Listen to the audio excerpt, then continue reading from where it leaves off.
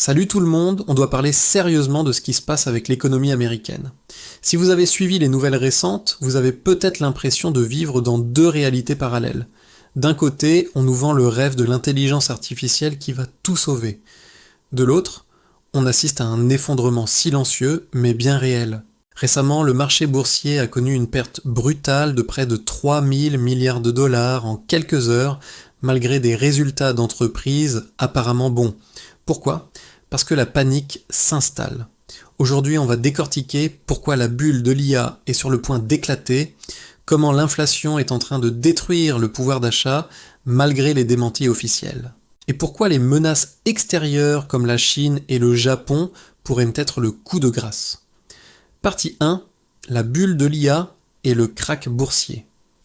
Commençons par le marché boursier. Nous sommes clairement dans une bulle historique. La croissance économique américaine repose désormais presque entièrement sur une poignée d'entreprises technologiques, les fameux hyperscalers. Ces géants investissent des centaines de milliards dans des centres de données, espérant que l'IA générera des profits monstrueux. Mais regardez les chiffres, même avec des revenus records, des entreprises comme Nvidia voient leurs actions chuter. Pourquoi ? Parce que les investisseurs sont terrifiés par l'avenir. Les valorisations sont déconnectées de la réalité. Nous sommes à des niveaux de prix qui rappellent dangereusement la bulle Internet des années 2000. Le ratio des dépenses d'investissement, CAPEX, par rapport aux ventes explose.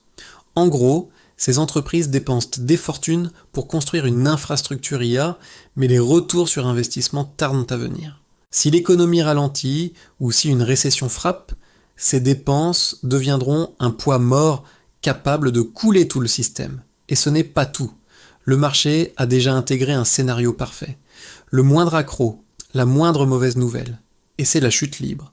On parle d'une correction potentielle de 20 à 30%, voire pire. Partie 2. La réalité du terrain, inflation et mensonges. Pendant que Wall Street joue au casino avec l'IA, la réalité pour Main Street, l'économie réelle, est catastrophique. Et le pire, c'est le déni des autorités. Le Trésor américain continue de minimiser l'inflation alors qu'elle remonte à 3%.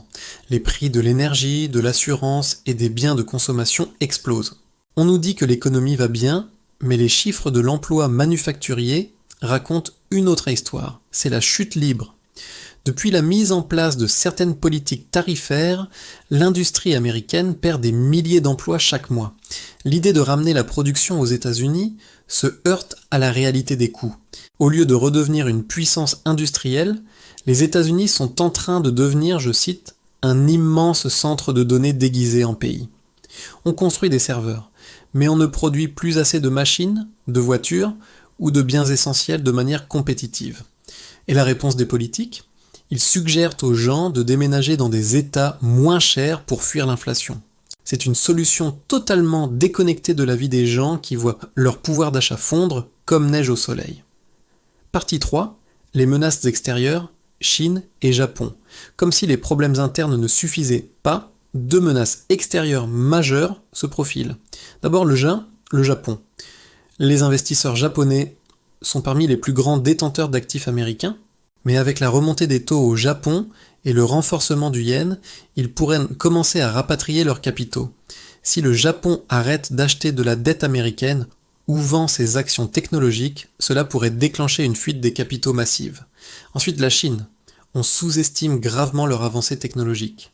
La Chine produit désormais 8 fois plus de brevets en IA que les États-Unis et forme des millions d'ingénieurs STEM chaque année.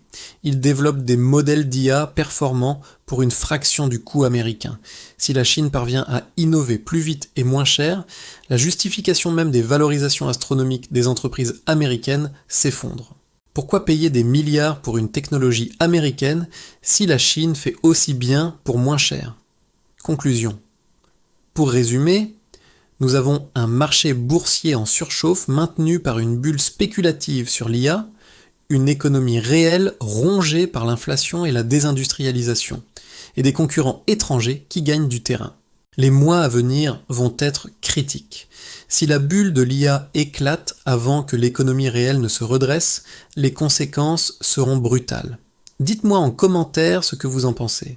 Est-ce que vous croyez que l'IA va justifier ses prix ou est-ce qu'on fonce droit dans le mur? N'oubliez pas de liker la vidéo si cette analyse vous a été utile et abonnez-vous pour ne pas rater la suite. Restez prudent avec vos investissements. À la prochaine.